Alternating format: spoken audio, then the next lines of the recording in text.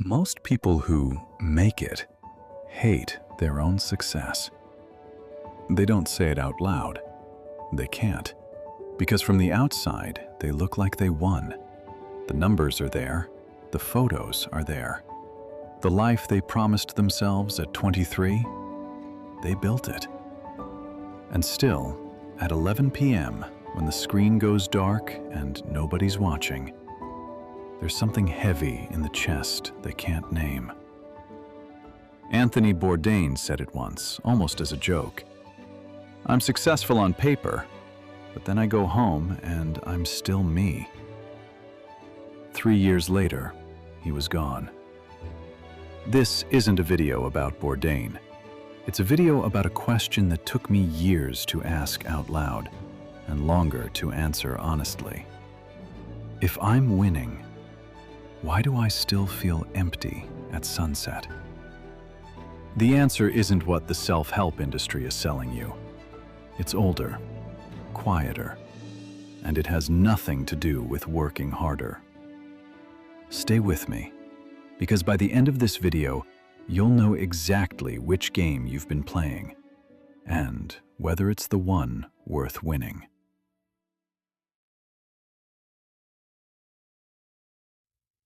We live inside a story about success that nobody wrote down, but everyone follows. The story goes like this: work hard, get the numbers, earn the lifestyle, post the evidence. Do this long enough and happiness will arrive. It's a contract. You keep your end, the universe keeps its end. Except the universe never signed. Research out of Harvard tracked 724 men for over 80 years, one of the longest studies on human flourishing ever conducted. They followed rich men and poor men, Harvard graduates and inner-city Boston kids, presidents and bus drivers. The question was simple: what actually makes a life good? The answer broke every assumption about success. It wasn't income, it wasn't status, it wasn't even health, though that came close. It was the quality of close relationships. Full stop. The men who were most connected to family, friends, community at 50, they were the ones still sharp at 80, still alive at 90, still home inside their own skin. The men who'd won by every external metric, loneliness ate them from the inside. Some of the richest ones died the earliest. Some of the most famous ones died the most alone. But here's what the study couldn't explain, and it's the thing we need to talk about. Because the real picture of a human life isn't one layer, it's three. And almost nobody holds all three at the same time. The first layer is what everybody sees: money, title, followers, the car in the driveway, the apartment with the view, the body that looks good in photos. This is the layer the algorithm rewards, the layer the dating app measures, the layer your parents brag about at dinner. And here's the thing nobody wants to admit: this layer matters. Don't let any monk on a mountain tell you otherwise. The Stoics had money. Seneca was one of the richest men in Rome. Marcus Aurelius literally ran an empire. Buddha was born a prince. He had to renounce wealth, which means he had wealth to renounce. Material security is not the enemy of a meaningful life. Poverty is not spiritual. Ask anyone who's actually been poor. But here's where the modern world gets it catastrophically wrong. We treat the outside game as the whole game. So people spend 30 years optimizing layer one. They track every metric. They build the portfolio, the abs, the brand, the network. They do it right. They do it well. And then, somewhere around 40, something strange happens. They stop feeling the win. The new car smells the same as the old one.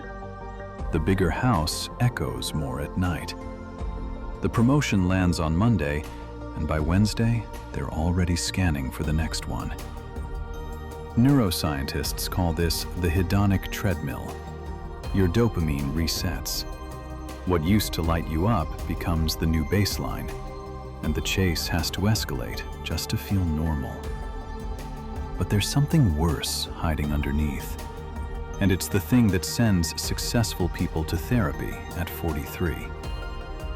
Layer 2 is the one nobody can see from the outside. It's the conversation you have with yourself when you're alone in the kitchen at 2 a.m. It's whether your life matches your values or contradicts them every single day. It's whether you can sit in silence with yourself. Actually sit. No phone, no distraction, no escape. And still like the person you find there. Epictetus, the Stoic philosopher who was born a slave, called this tuephemen. What is up to us? Everything external is weather, but the inner territory, that's home. And you either tend to it, or it collapses. Here's the cruel math. You can win layer 1 and lose layer 2. In fact, that's the default outcome. Because layer 1 is measurable. You know if you hit the number. You know if the post went viral. You know if you got the job. Layer 2 is invisible. There's no leaderboard, no notification. Nobody comments integrity +1 under your posts. So it gets neglected. It atrophies. And one day you look in the mirror and realize you've become someone you wouldn't want your kids to grow up to be.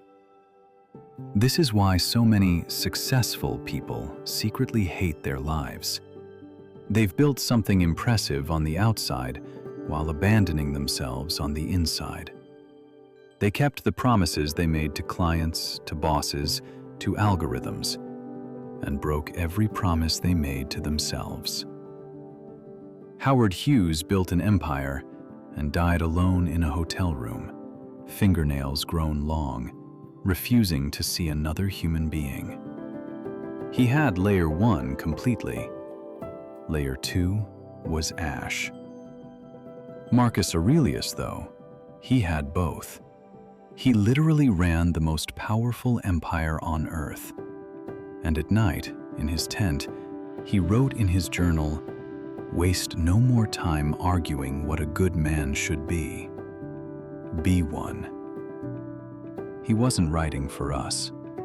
He was writing to keep himself honest.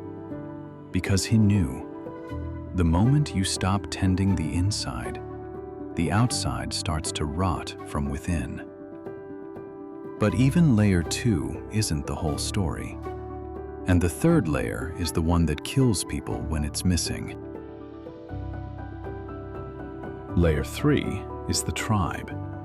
It's the people who know your real name, not your username, not your title. The people who were there before you had anything, and who'd still be there if you lost it all tomorrow. The Aboriginal Australians have a concept called Dadiri, deep, attentive listening to the land and to each other. For them, a person doesn't exist alone. You are your grandmother. You are the river. You are the people who will remember your name after you're gone. Western culture forgot this. We built a whole civilization around the individual, the self-made man, the personal brand, the lone wolf. And now we're the loneliest species that has ever existed on this planet. The data is brutal. The US Surgeon General officially declared loneliness an epidemic. Chronic isolation has the same health impact as smoking 15 cigarettes a day. The number of Americans with 0 close friends has tripled in 30 years. We are, measurably, biologically, starving. And here's what makes it so dangerous. You can't fake layer 3. You can buy layer 1. You can perform layer 2 on a podcast. But layer 3 only exists if you've actually shown up for people, consistently, over years, when it wasn't convenient, when there was nothing in it for you. Most successful people are terrible at this. They were busy building, networking, not connecting, accumulating followers, not friends. And then, one day, their father dies, or they get divorced, or the business collapses, and they look around, and nobody's there. Nobody who knew them before the highlight reel. Nobody who can hold the grief with them without needing an explanation. The Stoics would have called this the final test of a life well lived. Not the portfolio you leave behind, the people who show up when you're dying. And that's why this matters now, more than any moment in human history. Here's the mistake almost everyone makes. They treat these 3 layers like stages. Finish layer 1 first, then focus on layer 2, then circle back for layer 3 when there's time. There is no when there's time. You die with whatever you built while you were building the other stuff. There is no stage 2. There is only now, and now, and now. And the quiet accumulation of what you chose to tend. The integrated life, the one the Stoics pointed toward, the one the Taoists danced around, the one the Buddhists mapped from the inside, is not a destination. It's a practice of holding all 3 layers at once.